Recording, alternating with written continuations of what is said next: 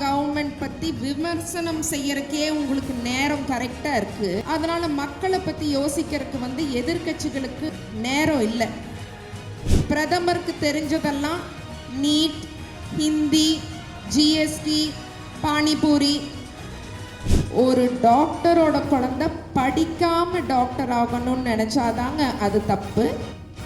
தமிழ்நாட்டில் ஒரு வெள்ளம் வருது, புயல் வருது, அம்பானி சார் வீட்டு கல்யாணம் வருது. பிரதமர் இங்கே வரமாட்டாருங்க, அங்கே தான் போவார். நான் எதிர்கட்சிகள் கிட்ட ஒரு கேள்வி கேட்குறேங்க. நீங்கள் இவ்வளோ திட்டங்கள் சொல்ல வேண்டாம், இன்னும் நிறையா இருக்குது. ஒரு 2 திட்டமாவது மக்களுக்கு பண்ணுற திட்டங்கள் நீங்கள் சொல்லுங்கள். உங்களால் சொல்ல முடியாது. ஏன்னா திமுக கவர்மெண்ட் பற்றி விமர்சனம் செய்யறக்கே உங்களுக்கு நேரம் கரெக்டாக இருக்குது. அதனால் மக்களை பற்றி யோசிக்கிறதுக்கு எதிர்கட்சிகளுக்கு நேரம் இல்லை. தமிழ்நாட்டில் ஒரு புயல் வருது, தமிழ்நாட்டில் ஒரு வெள்ளம் வருது. ஒரு பிரதமர் எதுக்குங்க போகணும்? நார்த் இந்தியாவில் பிரியங்கா சோப்ரா மேடம் கல்யாணம் வருது, அம்பானி சார் வீட்டு கல்யாணம் வருது. பிரதமர் இங்கே வரமாட்டாருங்க, அங்கே தான் போவார். நம்ம எதுக்குங்க அவர் கோட்டு போடணும்? பிரதமருக்கு தெரிஞ்சதெல்லாம் நீட், ஹிந்தி, ஜிஎஸ்டி, பானிபூரி இதெல்லாம் தான். இன்னொரு முக்கியமான விஷயங்க, மெடிக்கல் காலேஜில் சேர்ந்த அடுத்த நாள் ஒருத்தர் டாக்டர் ஆனால் அவர் தப்பாக ஊசி போட்டு எல்லாரும் செத்து போயிடுவாங்க. அதே மாதிரி அரசியலுக்கு வந்தோடனே யாரும் துணை முதலமைச்சரோ ஆக முடியாது. நான் ஒரு எக்ஸாம்பிள் சொல்கிறேங்க. நம்ம மாண்புமிகு துணை முதலமைச்சர் திரு உதயநிதி ஸ்டாலின் அவர்கள், அவர் முதல்ல இளைஞர் அணியில் இருந்தார். எம்எல்ஏ எலெக்ஷனில் ஜெயிச்சு அதுக்கப்புறம் படிப்படியாக தான் பதவிக்கு வந்திருக்காரு. எடுத்தோன்னே அவர் துணை முதலமைச்சர் ஆகலை, எடுத்தோன்னே அவர் சிஎம் ஆகணும்னு நினைக்கல. அப்படி யாராவது நினைச்சா அது நம்ம நாட்டுக்கு ஆபத்து.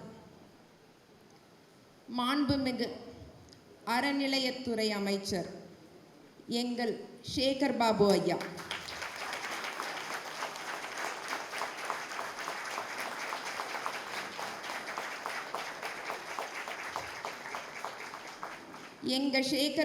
ஐயா கடந்து வந்த அந்த பாதை ரொம்ப கடினமான பாதை. ஆனால் அவர் காலையில் எந்த அளவுக்கு எனர்ஜியோடு இருக்கிறாரோ நாள் முழுவதும் அதே எனர்ஜியோடு தான் இருப்பார். இப்படி ஒரு அற்புதமான மனிதரை சந்திக்கிறதுக்கு ஒரு வாய்ப்பு கொடுத்த எங்கள் அப்பாவுக்கு என்னுடைய நன்றி. சேகர் பாபு ஐயா திமுகவின் மிகப்பெரிய பலம்.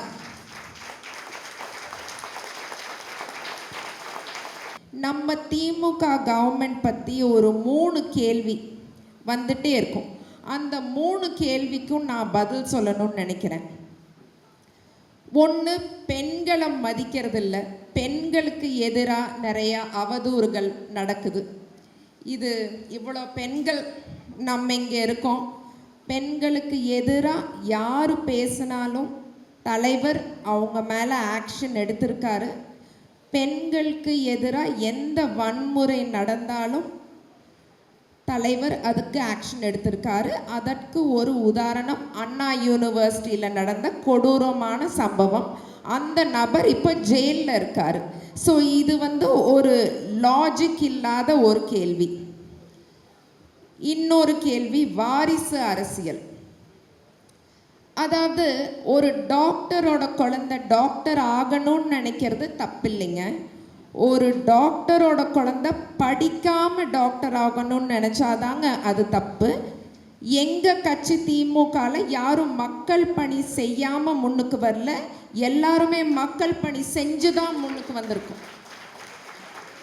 ஸோ இது ஒரு லாஜிக் இல்லாத ஒரு கேள்வின்னு நான் நினைக்கிறேன். 3வது, டாஸ்மாக் பற்றி அடிக்கடி கேள்விகள் வருது. தயவு செஞ்சு எல்லாரும் டாஸ்மாக் பற்றி கொஞ்சம் டீட்டெயில் படிங்க.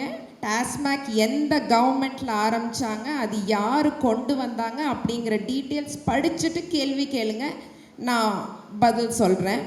இதுபோன்ற செய்திகளை மேலும் தெரிந்து கொள்ள எங்களது யூடியூப், ஃபேஸ்புக் மற்றும் ட்விட்டர் ஆப்களை சப்ஸ்கிரைப் செய்யவும்.